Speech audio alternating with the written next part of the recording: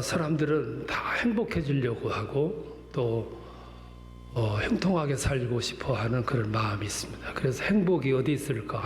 형통을 어떻게 쟁취할까?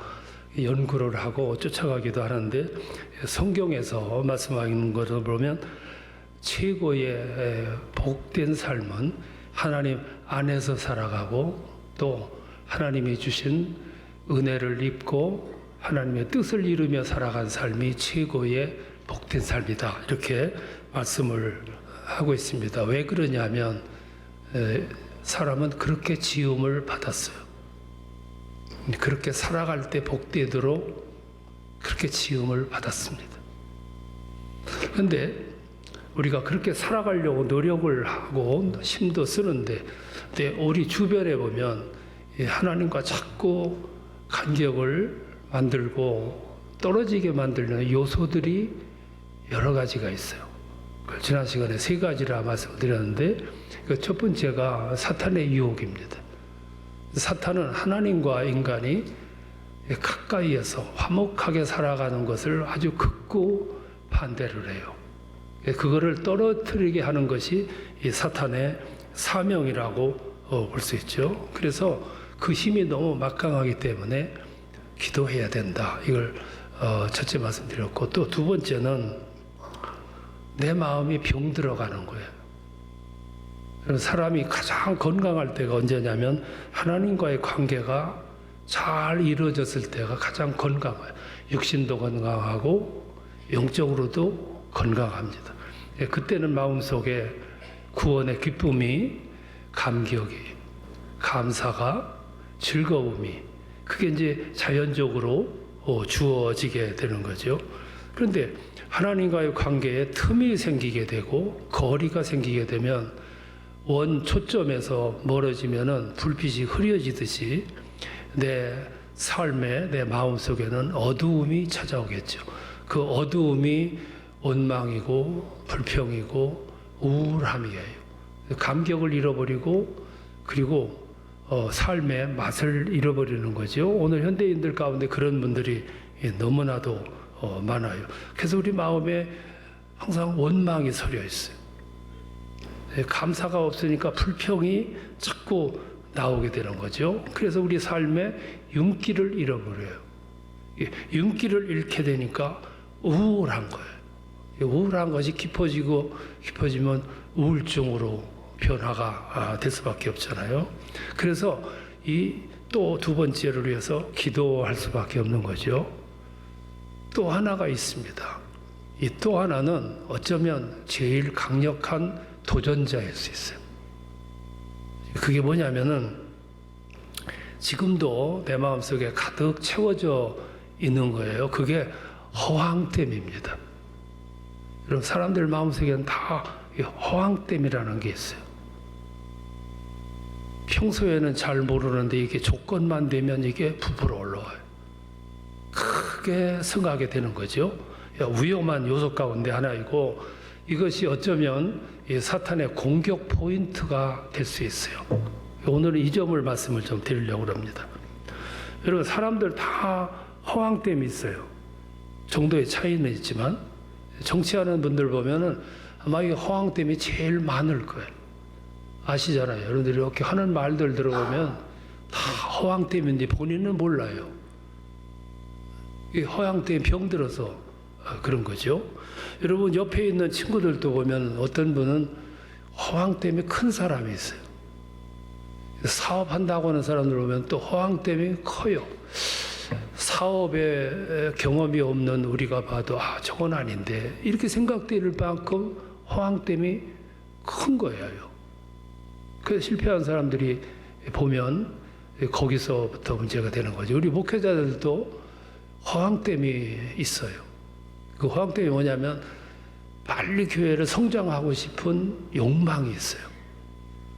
사탄은 그런 마음을 와가지고 활용하는 거죠. 그래서 이 목회자들의 마음이 급해져요. 그래서 때도 안 됐는데 준비들 됐는데 교회를 크게 짓고 싶어. 준비가 안 됐으니까 여러분 헌금이 없잖아요. 그러니까 막 비들을 얻어가지고 크게 져요. 이게 허황된 마음이에요.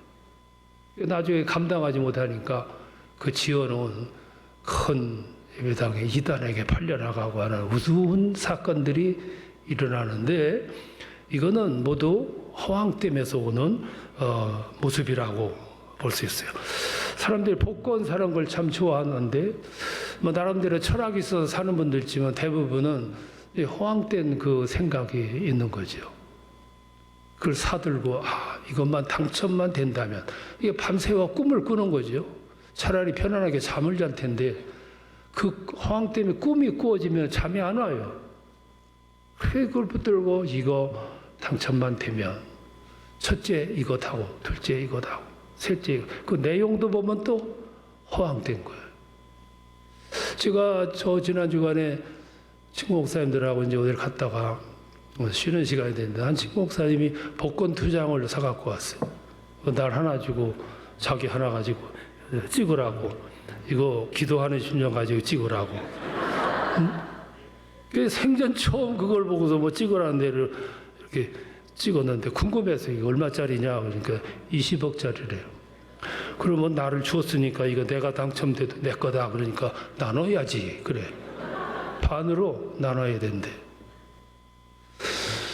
그걸 지갑 속에 넣고 다니는데 이게 요상한 거예요. 이게 나를 가만 놔두지를 않아. 정신 헷갈려.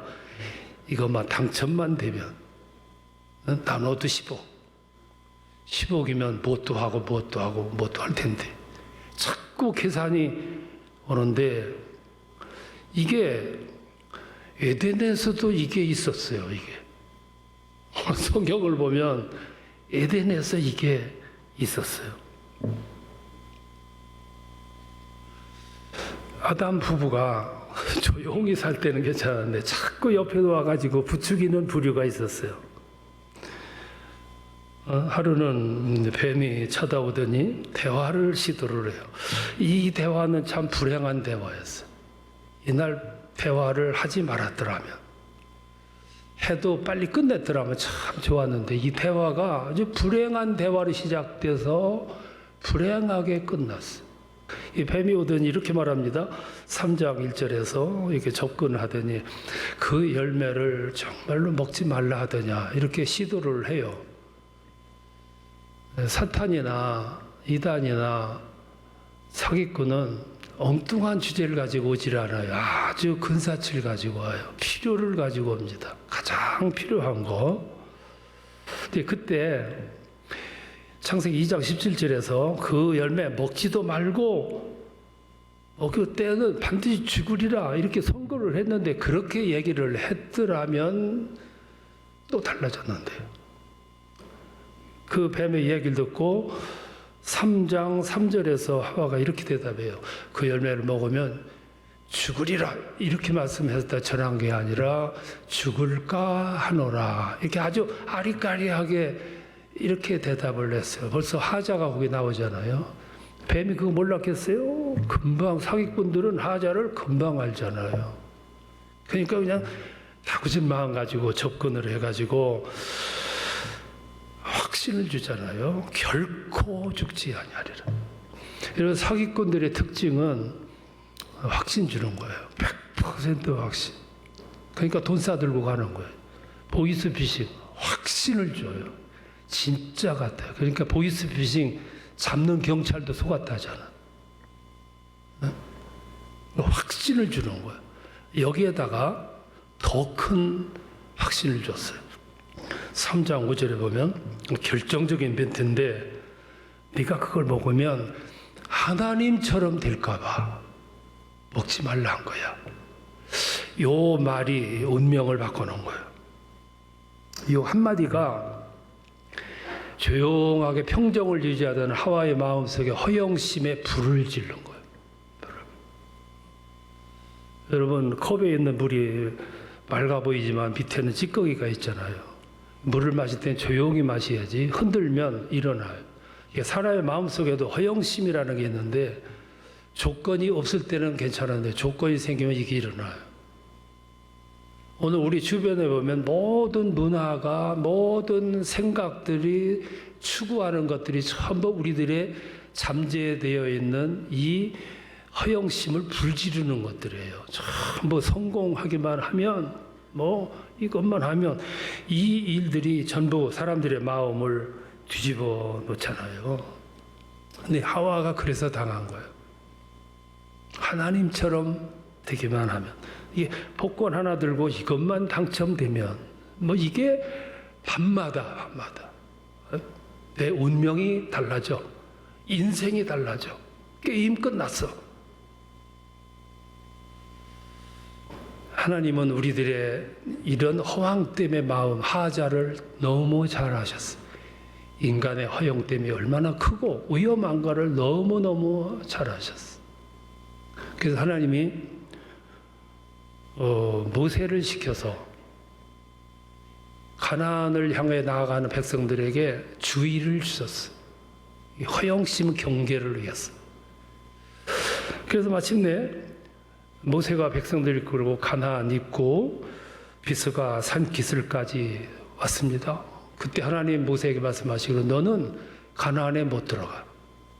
너는 죄진 게 많기 때문에 못 들어가. 대신 여기서 멀리 보이는 가나안의 모습만 바라보라. 그리고 백성들에게 마지막 남길 유언을 전하라.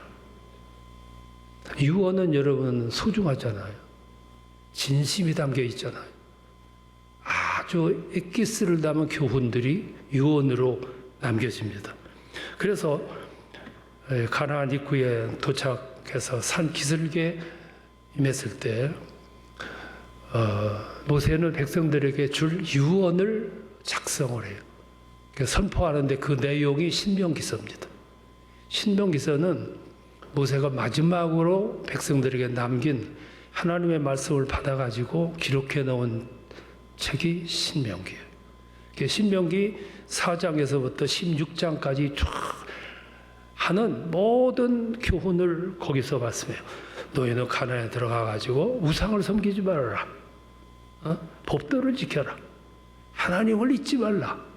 안식일을 거룩하게 지켜라. 그리고 그 땅에 가가 너희들은 절기를 소중하게 알고 지켜라. 그러면 쭉 얘기를 해요. 그게 4장에서 16장까지. 그리고 17장에 가가지고 이 백성들이 가나안에 들어가면 분명 배반할 거야. 하나님을 배반하고 타락할 거야. 그리고 타락하는 요인이 뭘까? 허영됨이에요. 그래서 하나님의 분부를 받아가지고 모세가 이 허영심을 조심할 것을 3가지로 교훈을 줘요. 17장 14절부터 나오는데 이 3가지 경고는 그 표제를 보면 당시 왕 될 사람에게 주는 경고였어요. 근데 오늘 현대인들에게는 성공하려고 집착해 있는 사람들에게 주는 교훈이에요. 네, 그걸 가지고 여러분들 생각을 하셨으면 좋겠어요. 이 3가지가 뭐냐면 첫째가 병마를 많이 두지 말아라. 군대를 많이 두지 말라고 말해요. 왜 그러냐면 군대를 많이 두면은 이 왕들이요 뒤가 든든해. 그래서 그 군대를 믿어. 군대를 믿는 만큼 하나님의 신뢰도는 그만큼 줄어드는 거예요. 이게 위험한 거죠. 2번째, 아내를 많이 두지 말아라. 당신은 아내를 많이 둘 때예요. 서로 종략 결혼해가지고 이 나라 저 나라 서로 엮어서 보호하기 위해서. 근데 이건 뭐냐면 이제 다른 나라 아내가 이렇게 들어오면 몸만 오는 게 아니라 우상도 가지고 와요. 자기들의 종교를. 그러면 이 종교가 혼탁해지는 거죠. 타락돼. 이게 무서운 거예요. 오늘날로 말하면은 우리 신앙인들이 세상에서 성공의 욕망에 취하다가 보면은 세상의 문화와 결탁하게 돼. 그래서 우리 신앙 정체성이 모호해지는 거예요. 위험한 거죠. 아내를 많이 두지 말아라. 3번째가 금과 은을 많이 두지 말아라. 그래서 여러분, 금과 은은 사람들에게 정신 영적 타락을 부추겨요. 그래서 여러분 사치하는 사람 보면은 정신적으로 건강한 사람이 많지가 않아요. 이 3가지를 경고를 있습니다. 이 세 가지의 공통점이 뭐냐면 하나같이 하나님을 멀어지게 만드는 요소들이에요. 그러니까 여러분 이 세상에서 막 일을 하다가 잘 나가던 사람이 어느 날 넘어졌다는 소식이 들려 보면 이 셋 중에 하나에 걸렸어. 이 허황 때문에 낚싯줄에 걸려든 거예요. 이 성경은 보면 하나 걸려도 넘어지는데 성경으로 세 가지를 적극적으로 다 범한 사람이 있어요. 그게 솔로몬이에요. 이 솔로몬은 말을 많이 두지 말으라 그랬는데 열왕기상 10장에 보면 철병거 1,400대, 마병 12,000명. 든든한 이 군대를 해놓고 턱 믿은 거야. 이게 하나님에 대해서 절절한 마음이 없어지는 거예요. 또 아내를 많이 두지 말라는데 후궁이 700, 첩이 300, 참 능력 있는 남자예요. 거기에 바로 공주까지 올 때 그냥 왔습니까? 자기 신들을 가지고 왔어요. 그래서 열왕기상 11장에 보면은 그 여인들의 왕의 마음을 돌아서게 하였고 그의 마음을 돌려 다른 신을 따르게 했다. 이렇게 무서운 거예요. 문화가 섞인다는 건 이렇게 무서운 거예요. 황금을 많이 두지 말라 그랬는데 열왕기상 10장 보면 금방패 100개, 작은 금방패 300개, 궁전을 모두 금으로 하나님이 하지 말라는 것만 골라 했어요. 그러니까 이런 허세는 생명이 짧아요. 정신도 타락하고 영도 타락하고 그러면 개인만 타락하는 게 아니고 사회가 타락하고 나라가 타락하고 마지막에는 하나님의 뜻이 완전히 무너져 버리는 거예요. 비극이죠? 비극.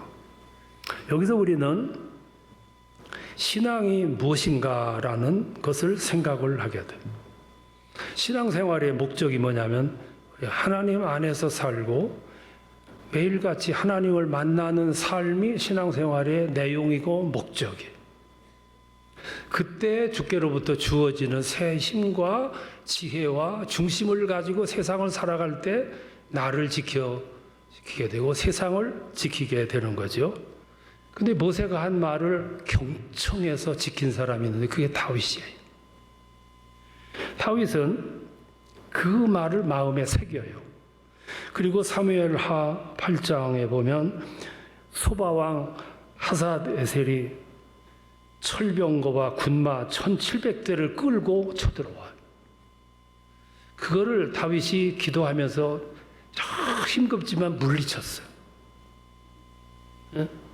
그래서 상대방의 그 철병거 군마 1,700마리 군마를 갖다가 전리품으로 받았는데 이걸 양육해가지고 우리들도 이거 가지고 또 싸워야지. 이게 아니고 100마리만 남기고 1,600마리의 말의 뒷다리 힘줄을 끊었어. 아킬레스건을 끊었다고 말해요. 그게 몹쓸 쓸모가 없어지는 거예요. 그게 이제 무슨 뜻이냐면 나는 아무리 다급해도 군마를 의지하지 않겠다. 나는 아무리 힘이 없고 약해도 하나님을 의지하지 군대 의지하지 않겠다. 저 위에서 그 모습을 보신 거예요. 여러분 항상 우리 신앙인들은 하나의 감각이 살아있어야 되는데 그 감각이 뭐냐면 저 위에서 언제나 보고 계시는 분이 있다. 제3자의 눈이 있다는 걸 아죠. 그때 소바왕이라고 하는 사람이 그 다메섹 왕이 소바왕을 도와주려고 22,000명의 군대를 끌고 지원병으로 왔어. 그때 말을 다 끊어가지고 쓸모없게 돼가지고 아쉬움이 많았지만 다윗은 끝까지 저항을 해서 다시 이겨요. 승리를 해. 바로 그 뒤 6절에 가서 뭐라고 나오느냐 하면은 기가 막힌 멘트가 하나 나오는데 그게 뭐냐면은 다윗이 어디로 가든지 여호와께서 이기게 하셨더라. 이 성경 읽는 묘미가 이거예요. 솔로몬과 다윗의 차이가 어디 있냐면은 중심의 차이예요. 다윗의 중심은 하나님께 목적을 뒀어. 솔로몬의 중심은 수단에 뒀어. 모세가 수단 중시하지 말아라 했는데도 수단에 수단이 무너질 때 솔로몬도 무너졌고 그의 왕국도 무너졌어. 그 역사에서 솔로몬의 이름이 퇴색하고 다윗의 이름은 영원히 흘러가고 있는 거야.